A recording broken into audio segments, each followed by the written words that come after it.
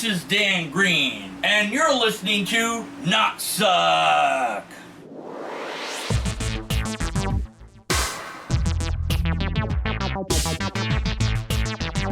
Hello, and welcome to NotSuck. I'm Dan Green. All hail Laud. Glory to the lobsterist. Blessed be logic and reason. What does it mean to be a skeptic? Does it mean to be jaded and to doubt everyone and everything until you're not sure that reality itself is real, and all you can really know is that you exist, and even that is something to question? Or could it be all a giant master plan by time-traveling cryptoids that are actually aliens that want to possess us and make us worship Satan? Or could it possibly be to just hold an idea in question and not give a conclusion about it one way or the other? I don't know, but we're going to find out in today's episode of NotSuck. Completely original, I thought of it myself, really. Strap on those soldiers' boots. We're marching down up a Timesuck lime time. Fight, win, prevail. Fight, win, prevail. Fight, wait, I think that's from Command & Conquer. I can't use that. What I mean to be a skeptic is a little bit different than what the dictionary might outline per se. And that's what we're going to explore here. Or rather, what I'm going to explore here with you watching anyways. So, I'm going to be using comments pulled from the Timesuck hosted by Dan Cummins, where he explored Dan Schneider. There's not enough Dans in this, is there? It's Dan Green, Dan Cummins, Dan Schneider. Dan. That's a lot of Dans. Anyways, my efforts here will be to showcase what skepticism is and show that these comments aren't utilizing it. We're not attacking the people. No. No ad hominem attacks. The person and their beliefs or lack thereof is not relevant. What's relevant is the argument. And in this case, the argument that they use is something unknown, but we do know their conclusion because that's what I'm going to be examining in their comments in a moment here, and explaining why those comments do not showcase skeptical reasoning. Now, let's get into what skeptic means to me. First, what it isn't. It isn't to doubt. Doubting something means to think that something's false or unsure, to say it's untrue. I doubt that my stuffed cat Fluffy here can magically change his appearance to look younger. I doubt that there's going to be enough parking for me. What it is simply withholding judgment on a conclusion via using informal logic, the scientific method, and reason. To hold a question an idea means it might be true or it could be false. For example, I could take this D20 here, put it in my hand, put it below the table. Now, which hand is it in? Well, you could say it's in the left, or you could say it's in the right. It might be in neither hand. Can't be in both hands, or unless I have two dice. But you don't know. So the conclusion is one that you hold in question. And now for the comments. Comments, get your time NotSuck comments here. Oof, this was a shock. I've been a fan of Timesuck for almost half a decade now, and I've never had a reaction like this to an episode. Even when I fully don't agree with Dan, I'm often able to see his perspective and respect it. Not here. I don't know why he even decided to dive into this. Seems like a lot of benefit of the doubt to a person and situation that didn't deserve it. How does one decide who does or doesn't get the benefit of doubt? Do you have a logically coherent methodology that you employ to arrive at the conclusion of when someone loses the benefit of the doubt? If not, then this is simply a belief statement. you believe that this person doesn't have a benefit of doubt warranted to give them. Clearly, Dan Cummins feels a different way about it. Perhaps we should give all the benefit of the doubt until guilt is proven or known, and not just rely upon feelings. If we have a limited data set to work from, as we do in this case, perhaps we don't say if they're innocent or guilty, and reserve our conclusions until more data is gathered. Dan, not gonna lie, this whole episode has some real bad victim blaming mentality. For someone who has historically had such a hard stance on anything, even remotely smacking of kid diddling, this felt like a 180. Is it fair to say that Schneider did everything he was accused of? Maybe not. But it's definitely not the same thing as acknowledging that Dad did lots of creepy shit that made kids uncomfortable in public, which makes you wonder what he did in private.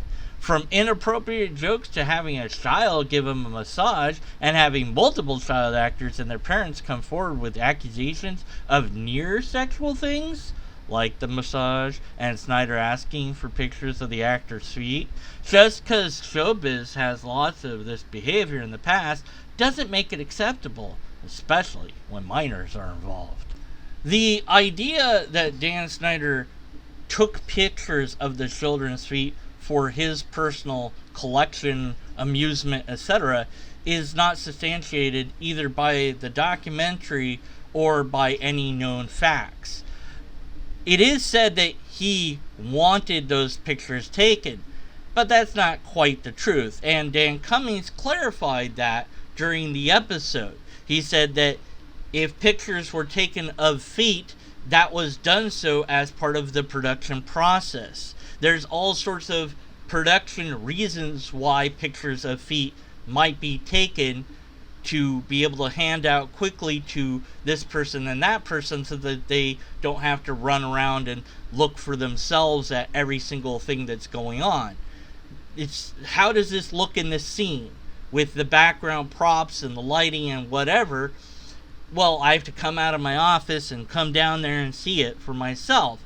Or you could just take a picture and email me that picture or send it to me or deliver it to me in some way, shape, or form, and that saves me time and energy. It's not like he shoved those pictures in his pockets and took them home. He might have done that, but is anyone accusing him of doing that?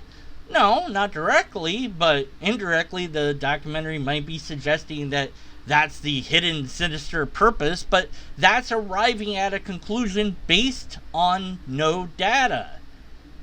It is odd that you admit that it might not be fair to accuse him of everything, or to say that he's guilty of everything.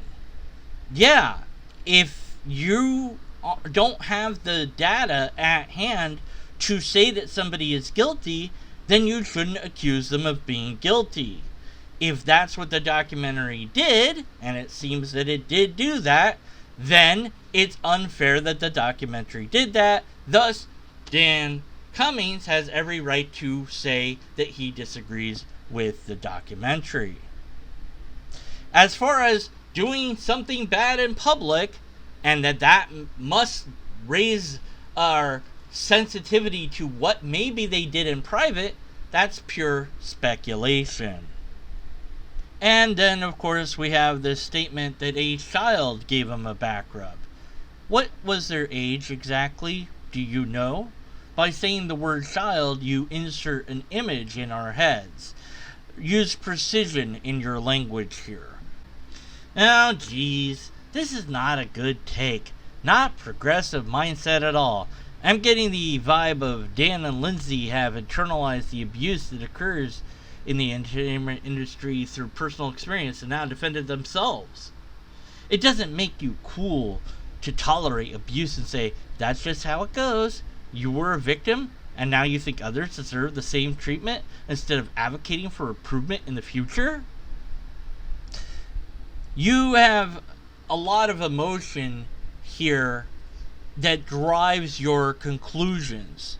I'm getting this vibe, which is, I don't know what that is. Is that a supernatural power that you're claiming to have? I don't know. It doesn't sound very logical or scientific. But, okay, you can feel certain ways about things. Fine. But then to extrapolate from your feelings the conclusions that you do is not a valid method. Those conclusions rest solely upon your feelings rather than actual facts. We don't know what Dan and Lindsay want or don't want in regards to the entertainment industry. You might feel like they're not speaking out about it or complaining enough about it or advocating for change about it. And they might not be. And perhaps they don't want to. Maybe they have done that in the past. Or maybe they're doing it in their own way, but you just don't recognize it because it's not being done in the way that you want. And all of this is completely and utterly irrelevant to the topic at hand of whether or not that Dan Schneider did or didn't do anything that he's being accused of. That conclusion is not one that we can reach with the available data at hand. If we utilize the scientific method, we have to look at just the facts. There was 2 investigations into the man. Nothing was found. He had at least 1 employee give him a back rub.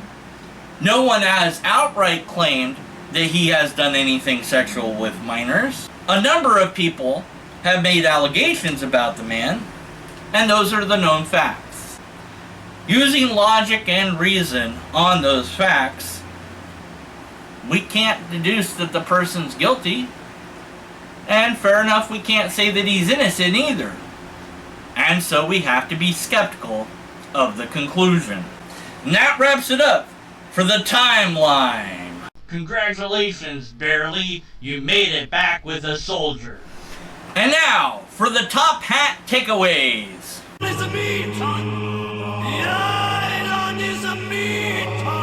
Number 1, it's super easy to ignore logic in favor of emotions. Number 2, the scientific method can be applied to pretty much everything. Proved wrong. And number 3, Dan Cummins did not once mention lobsters at all in his episode. Shame. What a shame. And because of this, we can know that he's a vile, turtle-loving turtleist. And as such, we should throw spoons at him and spit on him and stuff, I guess. I don't know.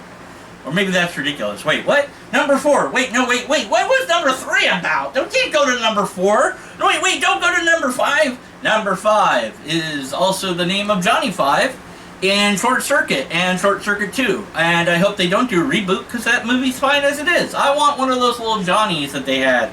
Little Johnny? That sounds... Anyways, those little Johnny number 5s they had. Johnny 5? Like, why did he call himself Johnny 5? Like, he's not a... Like, he's like, I'm still a robot.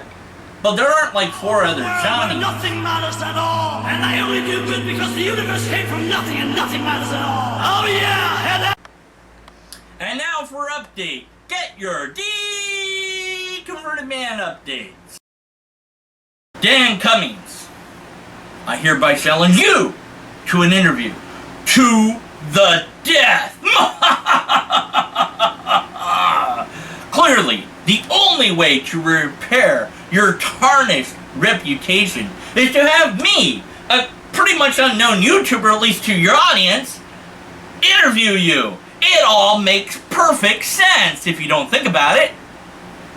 Besides, if you don't let me interview you, that's because you're hiding something. Now you have to let me interview you. Or maybe that's bad logic. I don't know. Anyway, so, by the way, while I have you here, did you get that story I sent about socks yet? I posted it on at least one of the videos, and I'm pretty sure I emailed it, and I put it on Discord at one point. But I don't know if you ever mentioned it or said anything about it. I just want to know what you think about it. It was a completely made-up story, but I thought it was good. I thought it was funny, and I just want attention. But notice me, senpai! Notice me! So I just wanted to thank you for all the sucks that you've given me, and also your podcasts are pretty cool too. Update 2. Strange killer is using lobsters as weapons to kill people. Yeah, he's still at large, and he's known to sometimes go into incoherent rants and or tangents at the end of his videos. If you think you know anybody like that, post your comments below. Do I need to clean your claws? You still have some blood on. Thanks, Lollipop. I needed that. We all did. And that will wrap it up for now. Yeah. Thanks for me to produce this, and thanks for me for editing and uploading and doing all that stuff. I guess I should thank my brother for all his work and holding the camera and making the effects. But because I'm an asshole, I'm not going to thank him. So thank you instead for watching this episode. Is that it? Yeah, no, I'm done. Okay. Oh, that's the end of my script here. So that's all I got. Lobsters exist? Why are you still here? I'm done.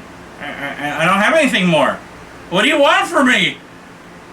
I don't have any more to give. I have no more ideas. Wait a minute. I got one. If Cummins is leaving, does that make him Dan going? Yes. Yes, it does. I'm brilliant.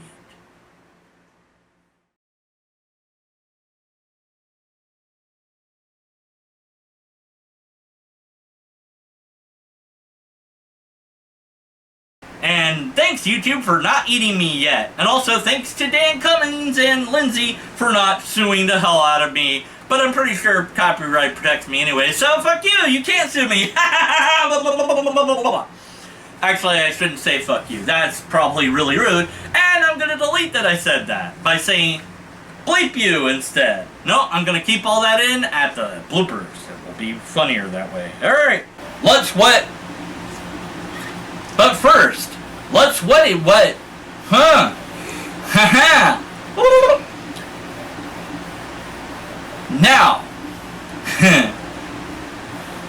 But first, oh, fuck me. Why am I not reading this line right? But first, let's get into...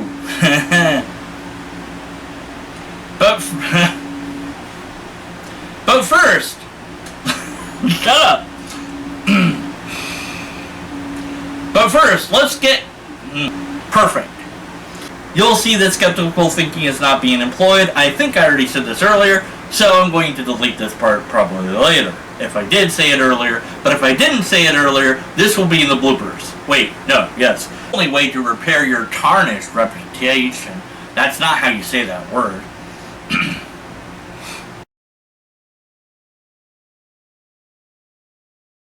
You're saying, hey, I don't know what this is. Could be this, could be that.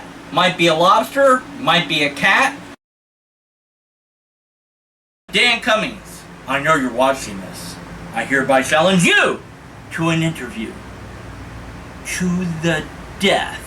To the death. Catapult pancakes lobbed at me. Syrup and butter, they are killing me. The castle destroyed by a yummy dessert. Who'd have thought it could do that much hurt? Ow!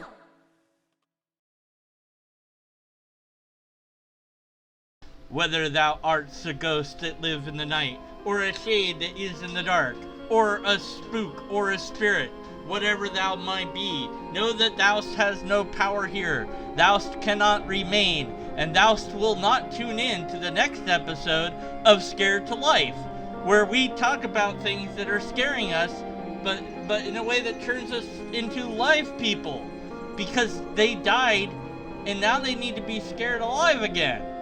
Wait, if you scare people to death, how do you cheer them up to make them alive? What's the opposite of scared? Attracted to? Attracted to life. You will become attracted to life in my next podcast that I'm totally gonna make any moment now. To the death.